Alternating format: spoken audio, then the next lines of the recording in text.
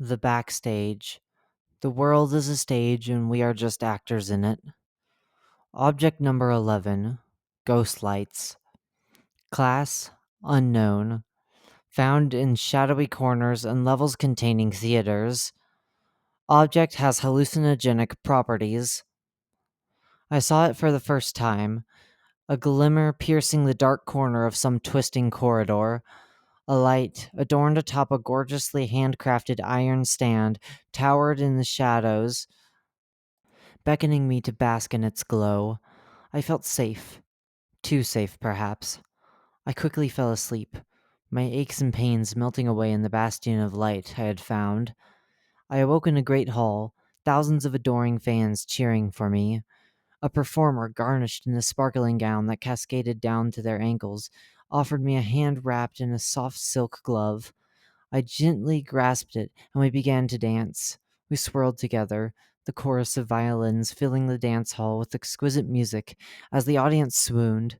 I closed my eyes, grinning as I had finally found my place in the world. When I opened them, I was face first into rotting carpet, once again trapped in some forsaken hallway in the back rooms, with the light twinkling eerily behind me. Image caption: Photo of a ghost light provided by the Meg. Object 11 appears as a device referred to as ghost light.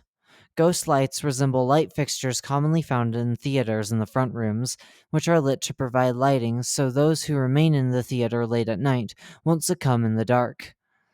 However, some front rooms inhabitants have said that they may also serve to ward off or guide spirits inhabiting a theater once it is empty. While the mystical elements of ghost lights are front rooms folklore, their counterparts in the back rooms cause vivid hallucinations and other adverse proximity based effects. Description: Ghost lights are commonly found on levels with shadowy corners, though most occurrences of this object have been reported on level 74. The object itself resembles a single incandescent bulb on an aging metal stand. Object 11 ranges from about 3 to 6 feet in height, and the metal stand appears hand wrought of either brass or iron. No matter its size, ghost lights are incredibly heavy, sometimes over 100 pounds in weight, and can be difficult to move. The light bulb posted at the top of the fixture is always on, but it occasionally pulses and flickers. Object 11 generates its own light independent of any electrical source, and its light bulb is always hot to touch. Attempts to break the object through physical force have failed, presumably due to the strength of the glass and metal. The bulb takes on a classic Victorian shape, and the light produced appears to be from a sodium filament which basks its surroundings in a yellowish orange light. In most documented cases of Object 11, the light reaches a radius of about 15 feet. However, some have shed far less light, and there have been reports of some found that barely produce a flicker. Meg researchers have observed anomalous specters fitting in and out of the radius of the ghost light. These anomalies range from costumed people moving about to spectral shapes dancing. Apparitions promptly vanish when leaving the proximity of Object 11, as do the temporary mind-altering effects of exposure to the object. Observers outside of the light radius may see human-like apparitions in the light. Several operatives have also described sounds akin to a pitch orchestra warming up and emanating from a ghost light. Major anomalies of the ghost light. Safe zone. Humanoid entities such as dolers and hounds will not enter the ghost light's radius. The Meg hypothesizes that humanoid entities can also experience the dream state. However, this is currently an ongoing investigation. There have been reports of single entities stopping pursuit and watching the fleeing wanderer from the darkness. Various observations have been made with entities and the ghostlight, notably some involving hounds. The entities often struggle and will fight to escape when exposed to the ghostlight. Some have injured themselves while trying to escape the object, with the hound even coming away with a shattered femur as it fled. Multiple examinations upon capture have proven that the light itself did not cause any noticeable harm to the creature. Testing demonstrated inconsistent results, with some subjects appearing wholly unaffected while others seemed to slip into the dream state.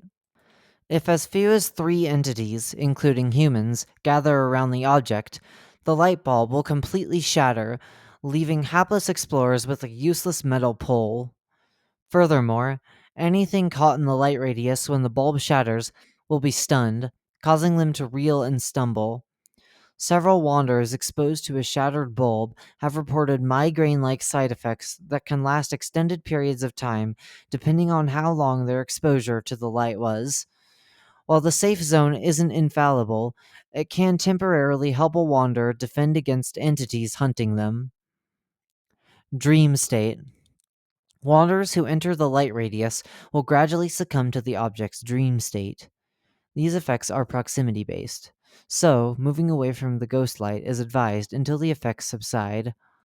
The rate of immersion varies between each individual, but can be accelerated by closer proximity to the ghost light, pre existing exhaustion, and the presence of other entities.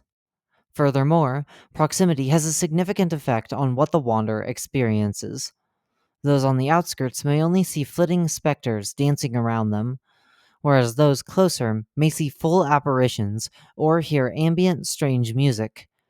In order to fully enter the dream state, wanderers must remain relatively close to the object for a prolonged period of time.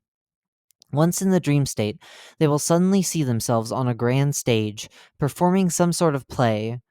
Experiences have ranged from famous musicals similar to those performed in the front rooms to plays in strange languages. The stage reportedly resembles a grand European theater with decor and architecture from the early 1800s. The sprawling balconies feature elaborate gilded formal trim, and the seats are carpeted with red velvet. Wanderers have reported that the theater is filled with a cheering audience, garbed in ornate clothing and adorning smiling white masks that obscure their faces. Those fully immersed in the dream state will actually perform, acting out lines and scenes from the play or musical, even in languages they don't know or from plays they haven't seen. To an observer, the afflicted person will begin loudly acting regardless of whatever may be lurking near them. They reported seeing actors around them in some sort of masquerade, all of them adorning vintage clothes. Upon resetting, we proceeded with both the 30 and 45-minute increments. However, the participant stated that not much changed. The hour mark made a big difference, though. They gave me a jolt when I heard them shout, "Zeus!" The participant was standing, their posture rather dramatic, as their hands indicated towards the ghost light. "Great welcome, voice of Zeus. What do you bring?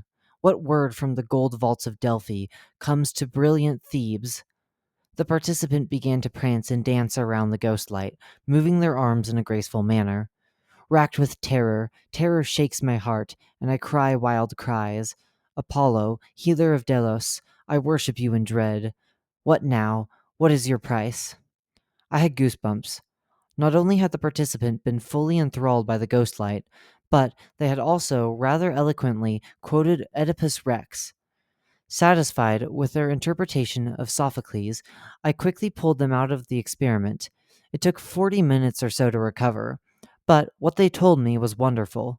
The participant seemed to have been transported to an incredible venue, complete with hundreds of people cheering for them.